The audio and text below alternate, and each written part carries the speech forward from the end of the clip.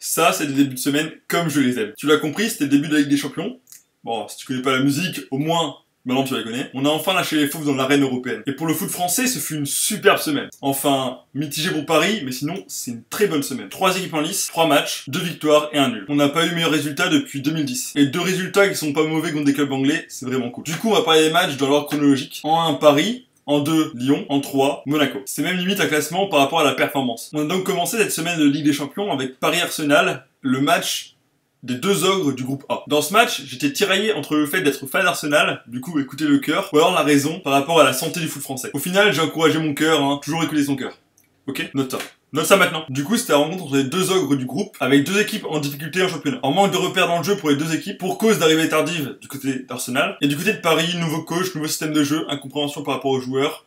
Du coup, pour les deux clubs, c'était pas facile. Du coup, sur le terrain, beaucoup d'interrogations, et ça se confirme sur le terrain pour Arsenal. Paris domine la première mi-temps, dans le jeu et dans l'agressivité. Beaucoup d'occasions, un but très rapide avec Cavani. Arsenal aurait pu rentrer au vestiaire avec 3 buts dans le sac. Au final, grâce à ou à cause de la maladresse de Cavani, franchement, si Cavani s'achète des pieds, ce serait le meilleur attaquant du monde. Parce que niveau appel, c'est le meilleur du monde. Avec Suarez, on a les deux perles du foot mondial. À part que Suarez, lui, il a 2 pieds. Deuxième période plus équilibrée, Paris n'arrive pas à clouer le match, et Arsenal égalise un peu contre le cours du jeu. Au final, un partout, moi je suis content, aucune des équipes n'est perdante, mais pour Paris, c'est une mauvaise performance. Parce que si cette année, ils n'arrivent pas à sortir premier des poules, ils vont encore avoir une désillusion, ça se trouve en 8ème. Et cette année, avec Emery, leur objectif, c'est les demi, minimum. Bref, par rapport aux 2 derniers matchs du championnat Paris, l'équipe s'est rassurée.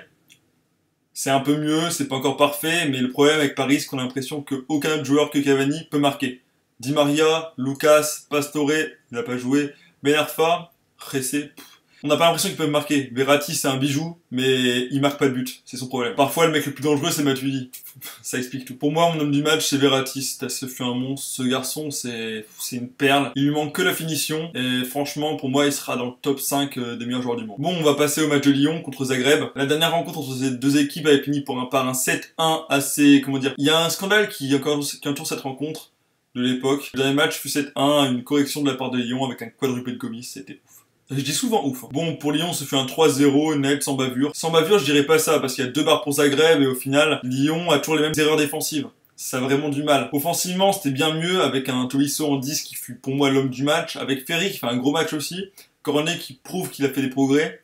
C'est une bonne équipe, mais il en faut un deuxième neuf. Il y a encore... Mais derrière, franchement, c'est pas solide du tout.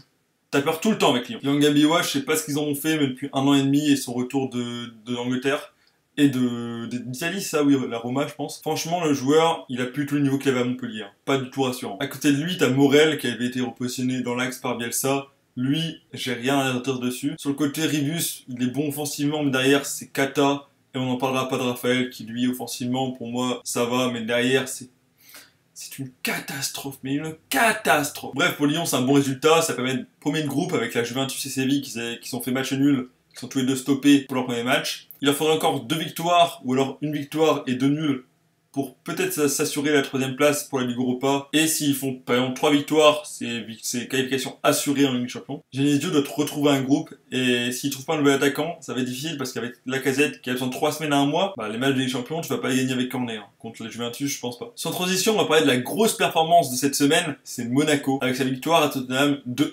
C'était machallah. Devant près de 82 000 supporters acquis aux Spurs, les Monégasques, ils ont fait le match de... Franchement, en termes de maîtrise, c'est leur match de la saison. Avec celui-là contre Paris. Jardim, il a fait de cette équipe un bloc équipe. Waouh. Franchement, ça, t'as jamais l'impression qu'ils sont en difficulté.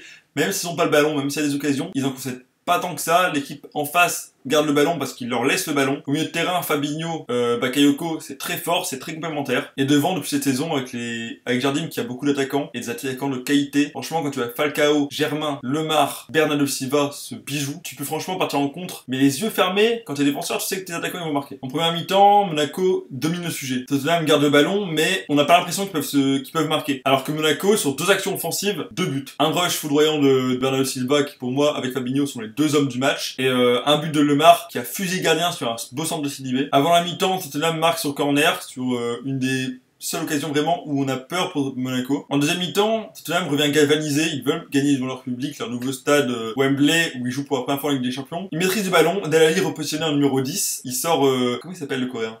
Je sais plus, vous me direz en commentaire. Et il fait entrer à la place Dembélé, qui va être chargé de garder Bernardo Silva. Ça a bien marché en début de seconde mi-temps. Mais Monaco, avec leur défense, et Gemerson et Blick, qui font un super match. Franchement, Blick, c'est un bourrin, mais qu'est-ce que c'est un bon défenseur. Au milieu, Fabinho, il fait tout. T'as l'impression qu'il est partout. Le ballon, il est attiré par Fabinho. C'est pas Fabinho qui est attiré par le ballon. N'importe où tu vas regarder sur le terrain, t'auras Fabinho. Tu sais pas comment. Monaco, ils ont réussi à le garder avec des offres de City et d'autres clubs espagnols. Franchement, ça montre l'envie qu'a le club de remonter sur la scène européenne. Bref, un match abouti. Au final, Tottenham n'arrive pas à marquer. Les 20 dernières minutes, Tottenham baisse de régime. On a l'impression qu'il n'y croit plus. Ils font entrer Sissoko, mais Sissoko qui apporte, mais pas autant qu'il pouvait faire. Et ensuite, Monaco qui arrive à ressortir en faisant entrer Germain, qui a apporté un peu plus que Falcao, même si Falcao fait un bon match par rapport à son retour de blessure. Il retrouve du ballon, mais il a vraiment perdu son coup de rein. Faut qu'il retrouve s'il reprend du temps de jeu. En tout cas, c'est vraiment encourageant. Bref, pour moi, l'homme du match et l'homme de Monaco, c'est Jardim. Même si Fabinho et Silva sont de très grands joueurs, Jardim, il a fait un truc avec cette équipe, c'est magnifique. Bref, c'est le résumé des matchs de cette semaine en Ligue des Champions. 7 points pour 3 clubs français en lice, c'est pas mal. Franchement, faut qu'on continue comme ça. La semaine prochaine sera,